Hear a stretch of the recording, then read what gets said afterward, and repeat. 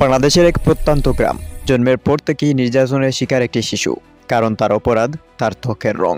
একটি ভুল ধারণা, একটি কুসংস্কার আর এক ব্যক্তির অমানবিকতা আজ মা ও সন্তানকে ঠেলে দিয়েছে ভয়াবহ সংকটে।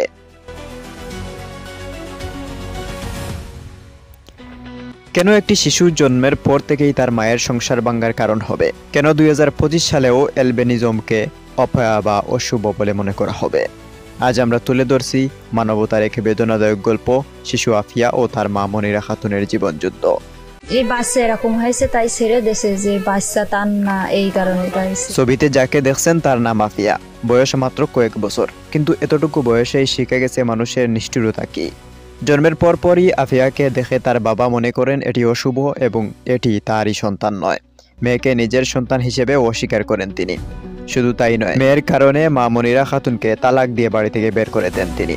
বাবুটা হওয়ার পরে বাবুর এই সমস্যার কারণে না স্বামী ওনারা রাখেনি, না রেখে ওনারা তালাক দিয়ে গেছে। এখন ওরা খুব অসহায়। আজ আফিয়া ও তার মা সীমাহীন কষ্টের মধ্যে দিন কাটাচ্ছেন। সমাজের কটূক্তি, পরিবারের অবহেলা আর আর্থিক অভাব সব মিলিয়ে টিকে থাকা কঠিন হয়ে পড়েছে তাদের জন্য।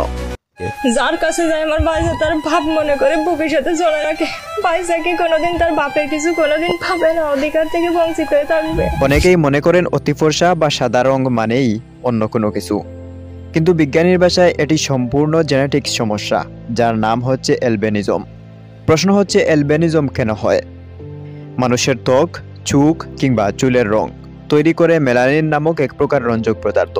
এই মেলানিন তৈরির যেসব জিন রয়েছে তার মধ্যে কোনো একটি ত্রুটিপূর্ণ হলে সন্তান মেলানিন বিহীনই জন্মায়। বাবা মা দুজনের যে কোনো একজনে এই ত্রুটিযুক্ত জিনের বাহক হতে পারেন।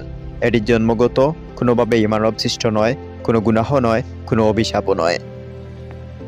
অ্যালবিনিজম রোগের বৈশিষ্ট্য হচ্ছে ত্বক অত্যন্ত ফর্সা হয়, চুল সাদা বা খুব হালকা রং হয়, চোখে কম রং বা লালচে ভাব থাকে, সূর্যের আলোতে ত্বক সংবেদনশীল দেখা যায়, দৃষ্টিশক্তির কিছু সমস্যাও থাকতে পারে। তবে হ্যাঁ, সঠিক যত্ন ও সচেতনতা থাকলে তারা অন্য সকল মানুষের মতো জীবনযাপন করতে পারে। এটি কোনো ছোঁয়াচে রোগ নয়, কোনো অভিশাপ নয়, এটি মাত্র একটি জেনেটিক সমস্যা। একজন বাবা তার শিশুকে অস্বীকার করা শুধু নৈতিক অপরাধী নয়, আইনি দিক থেকেও অনেক নিন্দনীয়। এখানে ফুটে উঠেছে বৈবাহিক নির্যাতন, স্ত্রীকে অকারণে তালাক দেওয়া, নারীর প্রতি বৈষম্যমূলক আচরণ, জন্মগত বৈশিষ্ট্যের ভিত্তিতে শিশুকে প্রত্যাখ্যান, মানবাধিকারের লঙ্ঘন।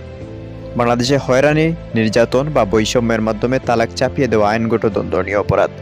জন্মগত কারণে শিশুকে অস্বীকার করাও শিশু সুরক্ষা আইনে শাস্তিযোগ্য।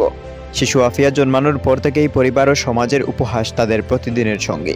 মানুষ তাদের দেখে নানা কুসংস্কার ছড়ায়। মা মনিরা, যিনি শুধুই একজন স্বাভাবিক মা, আজ নিঃস্ব, অসহায়, তবুও নিজের মেয়েকে বুকে আগলে জীবনযুদ্ধ চালিয়ে যাচ্ছেন। 2025 সালেও বাংলাদেশে দাঁড়িয়ে এখন যদি একটি শিশুর রং দেখে তাকে অশুভ বা তাকে অস্বীকার করা হয়, তাহলে সেই দোষ এই শিশুর নয়, এই দোষ আমাদের সমাজের মানসিকতার। শিশু আফিয়া ও তার মা আজ মানবতার কাছে প্রশ্ন রাখছে, মানুষের জন্মগত রঙই তার অপরাধ? আর কতদিন কুসংস্কার আর অজ্ঞতার কারণে নির্যাতিত হবে নিরীহ মানুষ? এই ঘটনাটি শুধু আফিয়ার নয়, এটি একটি সমাজের রোগের প্রতিচ্ছবি। অ্যালবিনিজম অপরাধ নয়, মন্দ নয়, এটি শুধু একটি জেনেটিক সমস্যা। মানসিকতার পরিবর্তন না হলে এমন গল্পের সংখ্যা বাড়তেই থাকবে।